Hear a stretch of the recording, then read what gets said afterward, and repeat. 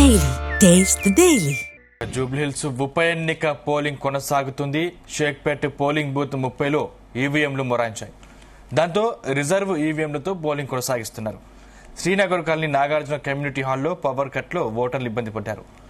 ఎల్లారెడ్డి కూడా Navodaya colony polling booth లో BRS అభ్యర్థి సునీత తన ఓటు హక్కు వినియోగించుకున్నారు.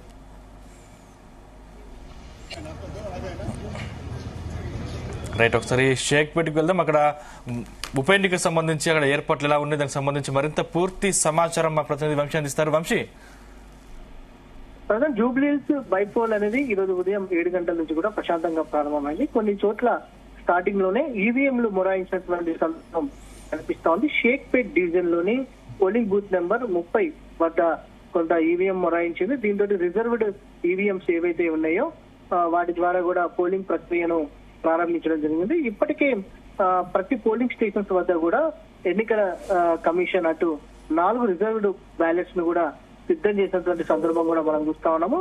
ప్రజెంట్ ఓవరాల్ గా షేక్పేట్ డివిజన్ కి సంబంధించి 70 పోలింగ్ కేంద్రాలు ఏర్పాటు చేయడం జరిగింది. 70 పోలింగ్ కేంద్రాలకు సంబంధించి కూడా షేక్పేట్ డివిజన్ లో దాదాపుగా 70,000కు పైగా కూడా ఓటర్లు ఉన్నారు. వారి యొక్క ఓటు హక్కును వినియోగించుకోవడానికి ఈసారి ఈ ఎన్నికలకు సంబంధించి ఉదయం 7 నుంచి సాయంత్రం 6 వరకు కూడా అటు అవకాశం కల్పించడం జరిగింది. ప్రధానంగా ఈ యొక్క షేక్పేట్ డివిజన్ కి సంబంధించి కూడా పెద్ద ఎత్తున కొంత మైనార్టీ ఓటర్స్ కూడా అత్యధికంగా కనిపిస్తా ఉన్నారు. దాంతో పాటుగా ఏదైతే ప్రతి పోలింగ్ స్టేషన్ వద్ద కూడా 3 అంచెల భద్రతా వ్యవస్థను ఏర్పాటు చేయడం జరిగింది. దాంతో పాటుగా గతంలో ఎన్నడూ లేని విధంగా కూడా హెల్ప్ డెస్క్లు అనేవి మనకు కనిపిస్తా ఉంది. ఓటర్ అసిస్టెంట్స్ అనేది కొంత ఏర్పాటు చేసినటువంటి సందర్భం మనకు కనిపిస్తా ఉంది. దాంతో పాటుగా వృద్ధుల వికలాంగులకు కూడా ప్రత్యేకమైనటువంటి ఏర్పాట్లు చేయడం జరిగింది. ప్రధానంగా ఉద్యోగాలకు వెళ్ళేటటువంటి వారు ఈ రోజు ఉదయం నుంచి కూడా 7 గంటల నుంచి కూడా మనం ఒకటి గమనిస్తే మాత్రం ఉద్యోగాలకు వెళ్ళేటటువంటి వారు ఎవరైతే ఉన్నారో వారందరూ కూడా ఈరోజు ఉదయం నుంచే క్యూ లైన్ లో నిలబడ్డటువంటి పరిస్థితి మనకు కనిపిస్తా ఉంది. 9 లోపల ఓటు వేయాలని ఆతృతతోటి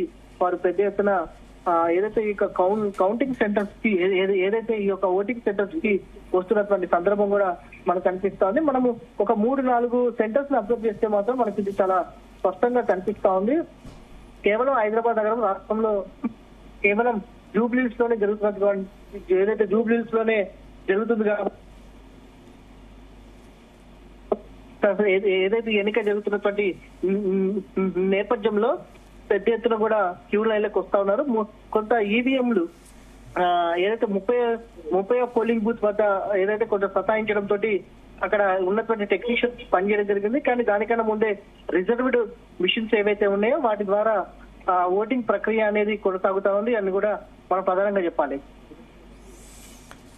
వంశీ, అంటే ఒక్క ఓటర్కి ఎంత సమయం పడుతుంది? అంటే వృద్ధులకు వికలాంగులకు సంబంధించి ఎటువంటి చర్యలు తీసుకున్నారు అధికారులు? ప్రధానంగా ప్రతి పోలింగ్ కేంద్రం వద్ద కూడా 3 అంచెల భద్రతా వ్యవస్థ చేయడం జరిగింది. దాంతో పాటుగా క్యూ లైన్ వ్యవస్థ, క్యూ లైన్లను సజావుగా సాగించడానికి ఎన్టీసీ క్యాడర్ సపోర్ట్ తీసుకుంటా ఉన్నారు. దాంతో పాటుగా వృద్ధులకు వికలాంగులకు సంబంధించి కూడా వీల్ చైర్స్ కావచ్చు, హెల్ప్ అసిస్టెంట్స్ ను కూడా ఏర్పాటు చేయడం జరిగింది. దాంతో పాటుగా ఫోన్ డిపాజిట్ కేంద్రాలను కూడా పెద్ద ఎత్తున ఏర్పాటు చేసినటువంటి సందర్భం మనకు ప్రతి సెంటర్ వద్ద కనిపిస్తా ఉంది.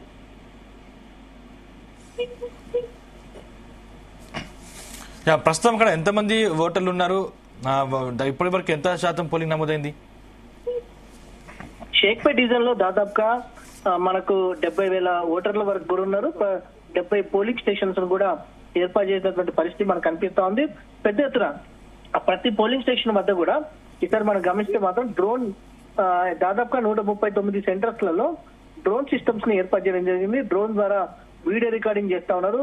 లోపల జరిగేటువంటి వెబ్ కాస్టింగ్ తో పాటుగా వీడియో రికార్డింగ్ తో పాటుగా సీసీటీవీ రికార్డింగ్ తో పాటుగా ఏదైతే బయట కూడా జరిగే రికార్డింగ్ చేయడానికి దాదాపుగా జూబ్లీహిల్స్ నియోజకవర్గంలో 139 సెంటర్స్ లలో ఏదైతే డ్రోన్ సిస్టమ్స్ కూడా ఏర్పాటు చేయడం జరిగింది.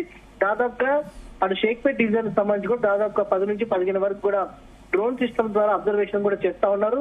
కొన్ని సెంటర్స్ లలో పారామిలిటరీ బలగాలను కూడా ఏర్పాటు చేసినటువంటి సందర్భం మనకు కనిపిస్తా ఉంది.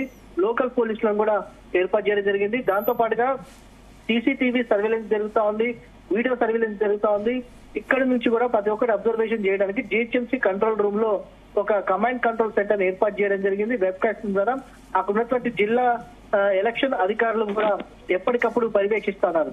ప్రజెంట్ అయితే షేక్పేట్ డివిజన్ వ్యాప్తంగా కూడా ప్రశాంతంగా పోలింగ్ ప్రక్రియ అనేది ప్రారంభమైంది. కొంత మనకు ఉద్యోగాలకు వెళ్లేటటువంటి వారు ఎవరైతే ఉన్నారో వారు మాత్రం కొంత ముందుగానే వచ్చి వారి యొక్క ఓటు హక్కును వినియోగించుకుంటున్నటువంటి సందర్భం కూడా మనకు కనిపిస్తా ఉంది. ప్రతి చోట కూడా ఒక పోలింగ్ బూత్ నెంబర్ 30 వద్ద మాత్రం కొంత ఈవీఎంలు సతాయించినటువంటి సందర్భం మాత్రం మనం చూడొచ్చు. వంశీ, అంటే షేక్పేట్లో సమస్యాత్మకమైన ప్రాంతాలు ఎన్ని ఉన్నాయి? అక్కడ ఏదైనా అనుకోని ఘటనలు జరిగితే ఏంటి పరిస్థితి? ప్రధానంగా ఇప్పటికే భద్రతాపరమైనటువంటి విషయాలకు మాత్రం చాలా కట్టుదిట్టమైనటువంటి పోలీస్ బందోబస్తును మాత్రం జూబ్లీహిల్స్ వైపే ఉందని కూడా చెప్పాలి. ఎందుకంటే సిటీలో జరుగుతున్నటువంటి కేవలం ఏకైక ఎన్నిక మాత్రం జూబ్లీహిల్స్ ఉప ఎన్నిక కాబట్టి పెద్ద ఎత్తున పోలీస్ బలగాలను కూడా మోహరించడం జరిగింది. దాంతో పాటుగా ఫ్లయింగ్ స్క్వాడ్స్ కావచ్చు, దాంతో పాటుగా వీడియో సర్వేలెన్స్ టీమ్స్ ను కూడా ప్రత్యేకంగా ఏర్పాటు చేసినటువంటి పరిస్థితి కూడా మనకు కనిపిస్తా ఉంది. ఎక్కడ కూడా ఇప్పటి వరకు కూడా ప్రశాంతంగానే పోలింగ్ అనేది కొనసాగుతున్నటువంటి సందర్భం మనం చూస్తా ఉన్నాం. కాంగ్రెస్ ప్రభుత్వం ఫేక్ ఐడి కార్డులు సృష్టించి దొంగ ఓట్లకు పాల్పడుతోంది అంటూ నిన్న హరీష్ రావు తీవ్ర వ్యాఖ్యలు చేశారు. దీనికి సంబంధించి ఈసీ చర్యలు తీసుకునే అవకాశం ఉందా? చూడాలి. దీనికి సంబంధించి నిన్న వాస్తవాలు ఏందనే అంశానికి సంబంధించి కూడా కొంత సందర్భం మనం చూస్తా ఉన్నాము. ఈ సందర్భంగా నిన్న ఈసీకి పోయి నేరుగా బీఆర్ఎస్ పార్టీ ఎమ్మెల్యే మాజీ మంత్రి హరీష్ రావు కంప్లైంట్ చేసినటువంటి సందర్భాన్ని చూస్తా ఉన్నాం. దాంతో పాటుగా కొన్ని ఈసీ మీద కూడా కొన్ని వ్యాఖ్యలు చేయడం జరిగింది.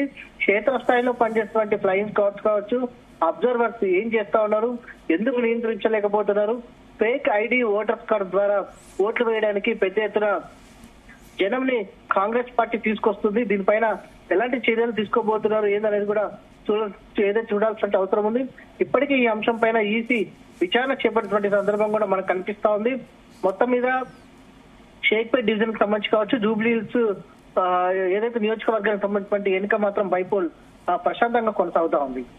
Thank you Vamsi.